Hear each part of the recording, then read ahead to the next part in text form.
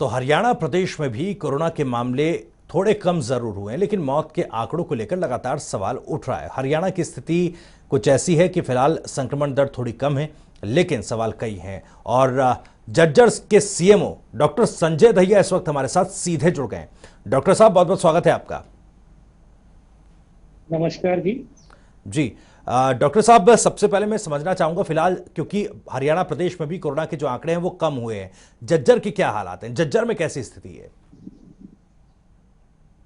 झज्जर में भी धीरे धीरे पहले से बहुत ज्यादा बेटर स्थिति है। जी। हमारे पास जो पहले हमारा पॉजिटिविटी रेट आज से 15 दिन पहले 30% से ऊपर जा चुका था, जी। अर्बन और रूरल का मिला के। अब हमारा पॉजिटिविटी रेट अर्बन के अंदर तो 6% के आस और रूरल का हम साथ में मिला लें तो हमारा अराउंड 10% चल रहा है। जी। दिस मीन्स कि there has been lot of improvement. और पेशेंट्स के जैसे कि पहले थोड़ी दिक्कत आई थी कि बेड्स अवेलेबल हो रहे हैं, हमारे पास दिल्ली के बहुत ज्यादा पेशेंट्स आ गए थे, बेड्स की अवेलेबिलिटी में थोड़ी सी परेशानी थी, जी। जिसको लोगों ने 250 बेड्स और ऐड कर लिए थे हमारे। उस तरीके की भी कोई स्थिति नहीं है, हमारे पास बेड्स, वेंटिलेटर्स इस समय खाली है बल्कि काफी। जी डॉक्टर साहब, क्योंकि जिले में 1532 मामले एक्टिव है और आप जैसे बता रहे हैं कि कई बेड्स खाली हैं, बेड्स की अवेलेबिलिटी है, तो इसमें चिंता की बात नहीं है कि अगर अब कुछ मरीज आते हैं तो उनको बेहतर इलाज मिल पाएगा, इसमें कोई दोराय नहीं है। लेकिन एक चीज़ ये मैं समझना चाहूँगा, फिलहाल दवाइयों को लेकर बीते दिनों देखा गया झज्जर में काफ़ी स्थिति खराब नजर आई। रेमडेसिविर की अगर बात की जाए, रेमडेसिविर लोगों को नहीं मिल पा रही थी, लोग दर दर भटक रहे थे कई दवाइयों के लिए भी। आज दवाइयों की उपलब्धता पर क्या रुख है? नहीं, देखिए, हमारे जिले में कभी भी किसी भी इंजेक्शन की कमी नहीं रही है। रेमडेसिविर इंजेक्शन की जहां तक आप बात करेंगे, हम लोगों का ये रहा है कि हमने जब भी एप्लीकेशन आई है रेमडेसिविर इंजेक्शन की, हमने जी। ऑनलाइन ही अप्रूवल करी है और इमीडिएटली कोशिश करी है कि विद इन 2 आवर्स जी। पेशेंट तक पहुंच जाए वो दवाई। और आज तक हमारे पास कोई भी ऐसी शिकायत नहीं आई कि रेमडेसिविर इंजेक्शन 2 घंटे के बाद पहुंचा हो। जी। और हम लोग सुबह से शाम 24/7 वो इंजेक्शन अवेलेबल करा रहे हैं। एंड आई थिंक हम फास्टेस्ट वे से करा रहे हैं क्योंकि सब कुछ हम ऑनलाइन करते हैं। जी। दूसरी बात, जहां तक की बाकी दवाइयों की रही है, अब हमारे पास कोई भी इंजेक्शन जो गवर्नमेंट की तरफ से है, उसका पर्टिकुलर एक ईमेल आईडी बनी हुई है, उसको हॉस्पिटल को अप्लाई करना होता है। जैसे अप्लाई करता है रेमडेसिविर तो हमारी लोकल डिस्ट्रिक्ट कमेटी अप्रूव कर देती है हाथ पे हाथ। जी। बाकी इंजेक्शन सेंट्रल कमेटी अप्रूव करती है। जैसे ही अप्रूवल आता है, we immediately call them and we make sure कि इमीडिएटली उस पेशेंट तक वो इंजेक्शन, चाहे टोलिजिनिमाब हो चाहे एम्फेडोटाइलिसिन हो, दोनों के दोनों इमीडिएटली अवेलेबल हो जाए। जी डॉक्टर साहब, ऑनलाइन उपलब्धता का आपने जिक्र किया कि पूरा प्रोसेस जो है ऑनलाइन होता है, इसलिए उपलब्धता वक्त पर हो जाती है। लेकिन आमतौर पर ये देखा गया इस कोविड काल के दौरान, जब से ये हेल्थ क्राइसिस सेकेंड वेव में शुरू हुआ और दवाओं की उपलब्धता के लिए लोग दर दर भटकते नजर आए, ऐसे में कालाबाजारी चरम पर देखी गई। क्या झज्जर में भी इस तरह के हालात फिलहाल बने हुए हैं? देखिए, जो मेडिसिन हम लोगों ने थ्रू गवर्नमेंट सप्लाई करनी थी, उसमें कहीं भी हमने कमी नहीं आने दी। जी। हो सकता है एक आधी कंप्लेन हमारे पास प्राइवेट की हॉस्पिटल की आई थी, उसको हमने इमीडिएटली कमेटी को भेजा हुआ है, उसको इन्वेस्टिगेट करा रहे हैं। अगर जी। उसमें कहीं भी हमें लगा कि कोई दिक्कत है या पेशेंट से किसी भी प्रकार की ओवर चार्जिंग हमें अगर महसूस हुई या कमेटी ये लिख के देती है, तो we will take the strictest action possible. जी। ये हमारे माननीय स्वास्थ्य मंत्री जी भी बोल चुके हैं कि किसी प्रकार से कोई भी टॉलरेंस इस मामले में बख्शी नहीं जाएगी। जी। फिलहाल दहिया साहब, झज्जर में वैक्सीनेशन को लेकर क्या कुछ स्थिति है? वैक्सीनेट कितने लोगों को किया जा चुका है? और क्योंकि ये जो तीसरा फेज वैक्सीनेशन का चल रहा था, इसमें कितना वैक्सीनेट 18 से 44 आयु वर्ग के लोगों को किया जा चुका है? देखिए, जहां तक वैक्सीनेशन का है, ये जरूर मैं आपकी बात से कहना चाहूंगा कि शुरू में थोड़ी सी हेजिटेशन थी लोगों के अंदर वैक्सीनेशन को लेके। हमारे जिले में, हमारा थोड़ा रूरल बेल्ट है, जी। लेकिन हम लोगों ने जा करके लोगों को मोटिवेट करा, थ्रू मीडिया मोटिवेट करा, थ्रू एडमिनिस्ट्रेशन के लोगों ने मोटिवेट करा। हम लोग खुद गए कई जगह पे, बल्कि मैं खुद संक्रमित हो गया था इस चक्कर में। जी। लेकिन हम लोगों ने, क्योंकि हम वैक्सीनेटेड थे, तो हमें वो बीमारी से उभरने में बहुत वक्त नहीं लगा। जी। और वो नुकसान नहीं हुआ जो कई लोगों को हो रहा है। ये चीजें जब लोगों ने देखी तो अपने आप मोटिवेट हो रहे हैं, अब खुद सामने आने लग गए हैं वो लोग वैक्सीनेशन कराने के लिए, और हम लोग 1,85,000 लोगों को वैक्सीनेट कर चुके हैं। जी। जहां तक 18 टू 45 ईयर्स का है, वो ऑनलाइन ऐप पे उनको रजिस्टर करना पड़ता है, उनको स्लॉट मिलता है, और हमारे जिले में ये है कि 15 मिनट में स्लॉट भर जाता है। जी।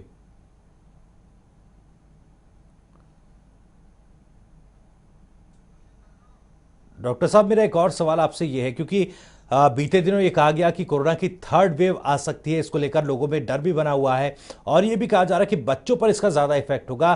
तो थर्ड वेव से निपटने के लिए झज्जर में क्या कुछ तैयारियां हैं स्वास्थ्य महकमे की? देखिए, अगर हम लोग कोविड अप्रोप्रिएट बिहेवियर पूर्ण तरह से पालना करेंगे और सरकार के दिए हुए नियमों की पालना करेंगे लोग, प्लस वैक्सीनेट कराएंगे अपने आप को, जी। तो मेरा अपना मानना है कि थर्ड वेव नहीं आएगी, जी। अगर हम लोग ये सब चीजों का पालना करें। जहां तक आप कह रहे हैं तैयारी की बात है, हम लोग पूर्ण तरह से तैयार हैं जी। थर्ड वेव के लिए। हम लोगों के पास वेंटिलेटर्स उपलब्ध है, बाईपैप उपलब्ध है, ऑक्सीजन कंसंट्रेटर पूर्ण तरह से उपलब्ध है, ऑक्सीजन सिलेंडर्स उपलब्ध है। जी। हमारे झज्जर में ऑक्सीजन प्लांट डीआरडीओ की तरफ से लग रहा है, जो कि 4 हो जाएगा। बहादुरगढ़ सिविल हॉस्पिटल की तैयारी शुरू होगी है, वो भी 10 दिन के अंदर तैयार हो जाएगा। जी। और हमारे पास हमने अराउंड 250 एक्स्ट्रा बेड्स क्रिएट कर लिए हैं। जी। संजय जी, आप तो हमारे को लगता है, जी, पूरी कीजिए अपनी बात। प्लीज प्लीज, हमारे को लगता है, मेरा अपना मानना है कि हमारे जिले की पब्लिक समझदार है, सरकारी आदेशों की पालना करेगी और थर्ड वेव को आने में रोकेगी। जी। डॉक्टर साहब, इसी इसी सवाल से संबंधित पे एक और चीज़ आपसे पूछना चाहूँगा, क्योंकि जिस तरह से कहा जा रहा था कि बच्चों में अगर ये इन्फेक्शन फैलता है थर्ड वेव के दौरान, तो क्या क्योंकि अब बच्चों के लिए कोई वैक्सीन नहीं है, हालांकि ट्रायल इसको लेकर चल रहा है, लेकिन अगर ये थर्ड वेव आती है तो बच्चों को कैसे सुरक्षित रखा जाए? आप एकदम ठीक बात कह रहे हैं, क्योंकि मीडिया में आया था इसको लेकर। परसों मैंने अपने पीडियाट्रिशियन के साथ मीटिंग भी करी है जी। और उनको सतर्क होने के लिए कहा है। हमारे जो बच्चों के डॉक्टर्स हैं वो पूर्ण तरह से सतर्क हैं और तैयार हैं, और किसी भी स्थिति को अगर आती है तो हमारा जिला उसको निपटने के लिए, हमारे दोनों सिविल हॉस्पिटल्स तैयार हैं, बहादुरगढ़ में भी और झज्जर में भी। जी। दोनों बहादुरगढ़ और झज्जर का भी सिविल अस्पताल जो है वो पूरी तरह से तैयार है। लेकिन डॉक्टर साहब, एक सवाल ये उठता है कि अगर बच्चे घरों में हैं और पेरेंट्स जो हैं कोविड की चपेट में आते हैं, तो ये खतरा और भी ज़्यादा बढ़ जाता है। ऐसे में वैक्सीनेशन बहुत ज़्यादा ज़रूरी है कि ज़्यादा से ज़्यादा लोगों को वैक्सीनेट किया जा सके, ताकि इस संक्रमण और इसकी चेन पर ब्रेक लगाया जा सके।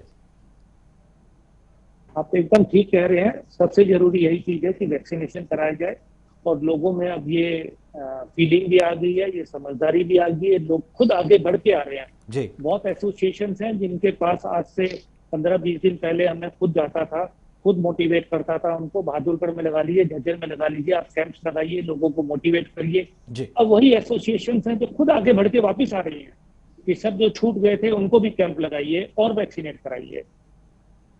जी, बिल्कुल। डॉक्टर साहब, एक और ये सवाल कि आखिर झज्जर में जो मामले सामने आए, 400 के पार कुछ मामले बीते 24 घंटों में सामने आए हैं, आखिर ये मामले क्यों खत्म नहीं हो रहे हैं? नए मामले जो हैं, अगर झज्जर के लिहाज से देखा जाए तो 400 से ज़्यादा मामले सामने आना एक दिन में, ये एक बड़ा आंकड़ा है, तो इन पर ब्रेक क्यों नहीं लग पा रही है? देखिए, शुरू में अर्बन में थोड़ा केसेस ज्यादा थे, अब रूरल की तरफ सर्कुलेट हुए हैं। हम लोगों ने अपनी सैंपलिंग जो हम 2000 तक कर रहे थे उसको 3500 तक हमने बढ़ा दी है। जी। हम चाहते हैं जो गवर्नमेंट की पॉलिसी है ट्रिपल टी की, वो फॉलो की जाए। जी। और हम चाहते हैं जितने ज्यादा केस आए, हमें कोई संकोच नहीं है, क्योंकि उतना ही हम जल्दी इनको पकड़ पाएंगे और जल्दी ही इनका इलाज कर पाएंगे और जल्दी ही इनको कंटेन कर पाएंगे। जी। तो हमारी 28 टीमें इसके लिए लगी हुई हैं। जहां हमारी पहले 17 टीमें होती थी, हमने 28 कर दी है टेस्टिंग के लिए, और इसको स्पीड अप कर दिया है। और हम कोशिश करते हैं कि विद इन 24 आवर्स हमारे पास रिपोर्ट आ जाए, और जो पॉजिटिव केस है उसको उसी समय हम कंटेन करके और उसको आइसोलेट करें, ताकि उससे स्प्रेड ना हो लोगों को। जी, बिल्कुल। डॉक्टर साहब, एक और मेरा सवाल, क्योंकि देखिए प्रशासनिक तौर पर भी, क्योंकि पूरे प्रदेश में लॉकडाउन लगा हुआ है, कई राज्यों में लॉकडाउन लगा हुआ है, लेकिन फिलहाल झज्जर की अगर बात की जाए तो प्रशासनिक तौर पर भी अपने कदम प्रशासन और पुलिस की तरफ से उठाए जा रहे हैं। लोगों के बीच सख्ती के साथ प्रशासन उन नियम और गाइडलाइंस को पालन कराने की कोशिश कर रहा है, लेकिन क्या अभी भी कोई लापरवाही जैसी स्थिति दिखती है जो एक चैलेंज स्वास्थ्य महकमे के लिए भी बनता है?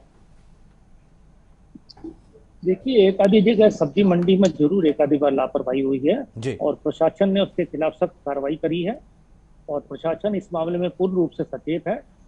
लगातार डीसी साहब की अध्यक्षता में कमेटीज गठित की गई हैं। हमारी 42 कमेटीज हैं जी। जो कि जिले में घूमती रहती हैं और इंस्पेक्शन करती रहती हैं। ऐसे एसपी साहब के थ्रू काफी टीमें गठित की गई हैं। चालान करे जा रहे हैं, लोगों को समझाया जा रहा है और हम उम्मीद कर रहे हैं कि अब लोग जागरूक हो गए हैं और कुछ ये लगा दीजिए, लोगों में थोड़ा भय भी आ चुका है इस समय कोरोना को लेके, तो लोग सचेत होते जा रहे हैं। जी बिल्कुल, लोगों के बीच भी कहीं ना कहीं जागरूकता जरूर आई है, थोड़ा डर भी है। हालांकि जागरूक अगर रहते हैं तो कोरोना से डरने की जरूरत नहीं। लगातार सरकार भी ये बात कह रही, प्रशासन और स्वास्थ्य विभाग के अधिकारी भी तमाम ये बातें कह रहे हैं। डॉक्टर साहब, क्योंकि अब ऐसी स्थिति है कि हमें जागरूक होना है और जागरूकता ही सबसे बड़ा एक हथियार है ताकि इस कोरोना की जंग से लड़ाई लड़ी जा सके और इसे जीता जा सके। आप क्या मैसेज देना चाहेंगे, क्योंकि झज्जर के साथ साथ पूरे प्रदेश की जनता फिलहाल आपको सुन रही है, क्या मैसेज आपका होगा लोगों के लिए? देखिए, हम लोग यही मैसेज देना चाहेंगे लोगों को कि जैसा आपने बताया थर्ड वेव है, अगर उसको हम रोकना चाहते हैं और हम चाहते हैं कि इस समय कंट्रोल करा जाए, तो जो कोविड अप्रोप्रिएट बिहेवियर सरकार बार बार रिपीट करती है, 6 फुट की दूरी, मास्क लगा के रखना, हाथों को बार बार क्लीन करना, सोप या सैनिटाइज करना उसको, प्लस वैक्सीनेशन कराना। जी। यही उम्मीद करूंगा कि हमारे जिले के साथ साथ हमारा राज्य और पूरे देश में लोग इस अप्रोप्रिएट बिहेवियर को फॉलो करें और अपने आप को वैक्सीनेट कराएं, ताकि हम लोग कोविड की जो जंग है हमारे साथ, उसमें हम विजयी हो सके। बिल्कुल। डॉक्टर साहब, एक आखिरी सवाल मैं पूछना चाहूंगा आपसे, क्योंकि देखिए कई जगह से इस तरह की खबरें सामने आई कि जो अस्पताल हैं, प्राइवेट अस्पताल हैं, वो ओवरचार्ज करते हैं मरीजों से। गंभीर मरीज हैं और कई बार तो ऐसा होता है कि मरीज की मौत भी हो जाती है, उसके बाद भी लाखों का, हजारों का बिल थमा दिया जाता है। और एम्बुलेंस संचालक भी, कहीं ना कहीं एम्बुलेंस जो चलाई जा रही है उसमें भी काफी ज्यादा ओवरचार्ज लोगों से किया जा रहा है। इस पर क्या झज्जर में कंट्रोल पाया गया है? एम्बुलेंस के चार्जेस भी फिक्स कर दिए गए हैं और लोगों को सर्कुलेट कर दिया गया है, बैनर लगा दिए गए हैं और इसके ऊपर कड़ी पैनी नजर रखी जा रही है कि कहीं ऐसा ना हो किसी से ओवरचार्ज कर दिया जाए। जी। दूसरी बात, जब तक हॉस्पिटल्स की है, हर हॉस्पिटल के बाहर एक बैनर लगा दिया गया है कि गवर्नमेंट के क्या चार्जेस हैं उसको एक्सीड ना करे हॉस्पिटल। कमेटीज गठित की गई है, अगर कोई ऐसा। चलिए, फिलहाल बहुत बहुत शुक्रिया संजय दहिया साहब हमारे साथ जुड़ने के लिए, हमारे तमाम सवालों का जवाब देने के लिए। तो सीएमओ झज्जर हमारे साथ जुड़े हुए थे, जिन्होंने बड़ी बेबाकी से, बड़ी ही पारदर्शिता के साथ हमारे तमाम सवालों का जवाब दिया और ये बताया कि झज्जर में भी मामले थोड़े कम हुए हैं और जो प्रशासन है, स्वास्थ्य विभाग है, वो पूरी तरह से तैयार है, अलर्ट है। अस्पतालों में काफ़ी बेड्स खाली हैं और कोविड के मामलों में लगातार कमी आ रही। बहुत बहुत शुक्रिया संजय दहिया साहब जनता टीवी के साथ जुड़ने के लिए। फिलहाल